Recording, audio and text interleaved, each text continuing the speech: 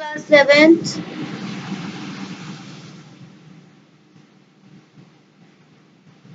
हम लोग कौन सा चैप्टर पढ़ रहे हैं? Integers.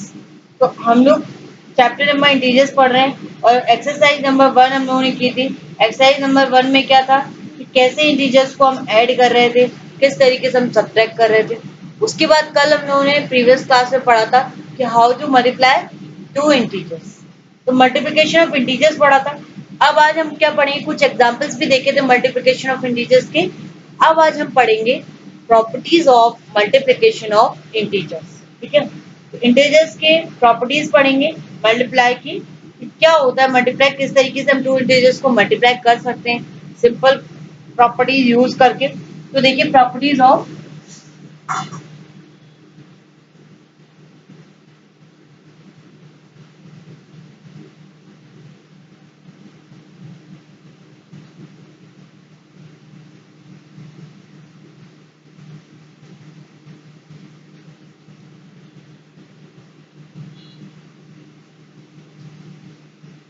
Properties of multiplication of integers. Okay, तो फर्स्ट प्रॉपर्टी आपकी कौन सी है?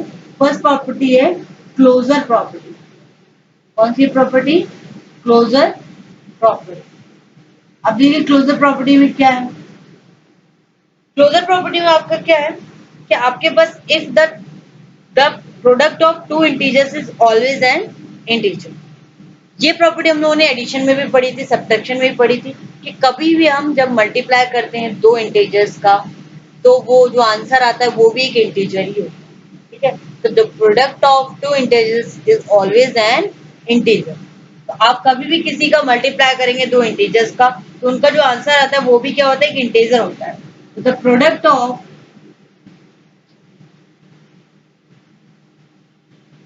टू integers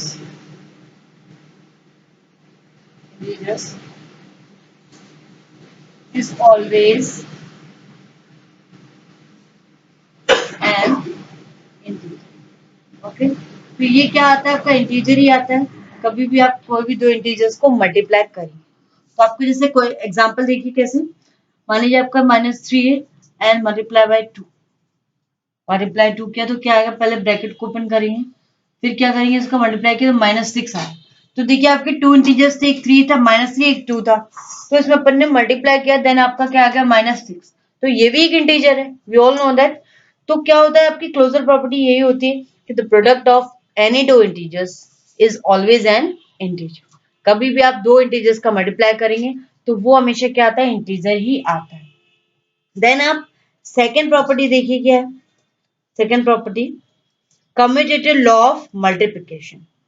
कम्यूटेटिव लॉ हम लोगों ने एडिशन में पढ़ा था। क्या होता था कि अगर a प्लस बी हो, a plus B is equal to B plus A. मतलब अगर हम नंबर्स की प्लेस को इंटरचेंज कर दें तो क्या होता है? आंसर चेंज नहीं होता। प्लेस कैसे चेंज करना देखिए। जैसे मान लीजिए आपके पास अब सेकेंड प्रॉपर्टी आपकी क्या है? Commutative property. कम्यूटेटिव प्रॉपर्टी, ये कम्यूटेटिव लॉ। ठीक है, तो कम्यूटेटिव लॉ देखिए क्या है। कम्यूटेटिव लॉ क्या होता है? If any two integers, if a and b any two integers then a multiply b is equals to b multiply a। ये होती प्रॉपर्टी। एडिशन में भी ऐसे ही पढ़ा था कि any a and b any two integers then a plus b is equals to b plus a। इसमें भी यही है कि इसमें बस मल्टीप्लिकेशन है। तो इसमें क्या होता है कि जैसे अपन ने यहाँ पे a रखा था अभी लेफ्ट में और b राइट में रखा था, तो अगर इसकी साइड्स को चेंज कर दें, अगर हम फिर b को राइट लेफ्ट में रख लें और a को राइट में रख लें तो हमारा जो आंसर होता है वो चेंज नहीं होता है, सेम होता है। तो ये होता है कम्यूटेटिव लॉ। इसको हम वेरीफाई भी कर सकते हैं। कैसे वेरीफाई करेंगे देखिए एग्जांपल। मैंने एक लिया आंसर -3, एक इंटीजर लिया और मैंने एक इंटीजर लिया -2। ठीक है, फिर उसके बाद मैंने क्या किया? इज इक्वल्स टू ए क्या है? बी है -2 और ए अपना है -3। ठीक है, तो अभी इसको क्या करेंगे? मल्टीप्लिकेशन करेंगे दोनों का और दोनों का ही आंसर क्या आएगा? सेम आएगा। तो देखिए -3 है, -3 -2। मैंने बताया था मल्टीप्लिकेशन ऑफ इंटीजर्स में रूल नंबर 1 क्या था आपका कि जब भी आपकी क्या होंगे दोनों सेम साइन होगा कहीं पर भी रूल नंबर, तो वहां पर क्या होता है सेम साइन होगा लाइक साइंस, तो हमेशा पॉजिटिव वैल्यू आएगी। तो यहाँ पर पॉजिटिव आ गया 3 2 6, यहाँ पर भी आपने क्या पॉजिटिव वैल्यू आ गई 3 2 6। तो आपका जो आंसर है वो क्या हुआ चेंज नहीं हुआ। तो ये आपका कम्यूटेटिव लॉ होता है कि कभी भी आपके पास अगर ए इंटीजर और बी इंटीजर्स कोई दो इंटीजर है और आपको मल्टीप्लाई कर रहे हैं और उनकी अगर अपने साइड को चेंज कर दिया, राइट हैंड साइड को लेफ्ट में लिख दिया, लेफ्ट हैंड साइड को राइट में लिख दिया, तो कोई आंसर में चेंज नहीं आता। ठीक है, तो आपका यही होता है रूल कम्यूटेटिव लॉ। देन आपके बाद इसके बाद आप एग्जांपल्स देखेंगे और इसको हम वेरीफाई भी करेंगे एक्सरसाइज में कि ये कम्यूटेटिव लॉ वेरीफाई होता है मल्टीप्लिकेशन के लिए या नहीं होता। वैसे तो मैंने यहाँ करके दिखा दिया, बाकी हम कुछ एग्जांपल्स और करेंगे और एक्सरसाइज में भी कुछ क्वेश्चंस होंगे। ठीक है, अब हम पढ़ेंगे जो आपकी नेक्स्ट प्रॉपर्टी है वो एसोसिएटिव लॉ। एसोसिएटिव लॉ क्या होता है देखिए, एसोसिएटिव लॉ में क्या होता है कि जब भी आपके पास कोई 3 इंटीजर्स हैं ए बी एंड सी, तो आप अगर उनको मल्टीप्लाई कर रहे हैं और उसमें हमने ब्रैकेट यूज किया, तो क्या होता है ब्रैकेट की अगर हम प्लेस को चेंज कर देते हैं तो हमारा आंसर में कोई चेंज नहीं आता है। तो देखिए क्या है एसोसिएटिव लॉ। एसोसिएटिव लॉ क्या है, if a b and c any three integers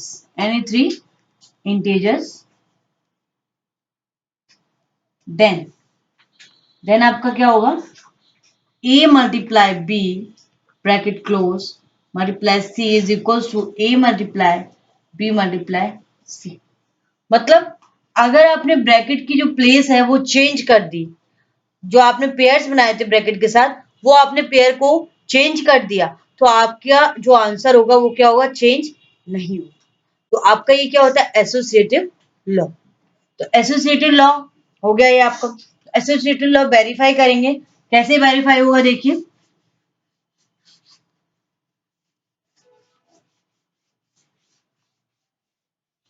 associative law को वेरीफाई करना एग्जांपल देखिए क्या है, आपके पास एक ए है जो आपका वो क्या है -2 है, बी मैंने लिखा है +3 है एंड सी आपका मैंने लिखा है -5 है। ठीक है, क्या है -5। तो अभी इसको आपको क्या करना है मल्टीप्लाई करना है। तो अभी देखिए ये वाली इक्वेशन लिखते हैं क्या है a multiply B multiply C. ये आपका कौन सा है लेफ्ट हैंड साइड, ये कौन सी साइड है लेफ्ट हैंड साइड और ये कौन सी साइड है राइट हैंड साइड।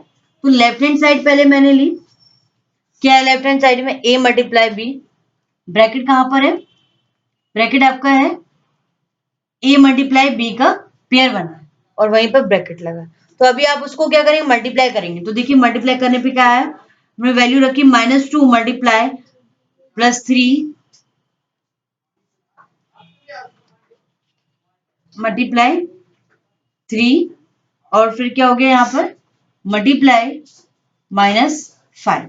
ठीक है, तो अभी क्या किया इसको मल्टीप्लाई किया कितना आ गया -6 फिर मल्टीप्लाई -5 तो कितना आया आपका +30। ठीक है, देन उसके बाद देखिए आरएचएस, आरएचएस देखिए आरएचएस में क्या है A multiply B multiply C. ठीक है, तो इसमें क्या होगा आपका ए में आपका क्या किया मैंने ए में वैल्यू आपकी क्या थी -2 फिर मल्टीप्लाई क्या रखा आपने ब्रैकेट में 3 इंटू -5। ठीक है, तो ये आपका ब्रैकेट था, इसको ओपन किया आपने तो कितना आ गया यहाँ पर कितना आएगा -15, इसको सॉल्व किया तो कितना +30। तो देखिए आपका आंसर क्या है चेंज नहीं हुआ है। तो ये आपका कौन सा होता है एसोसिएटिव लॉ। ओके, तो ये आपका क्या है एसोसिएटिव लॉ।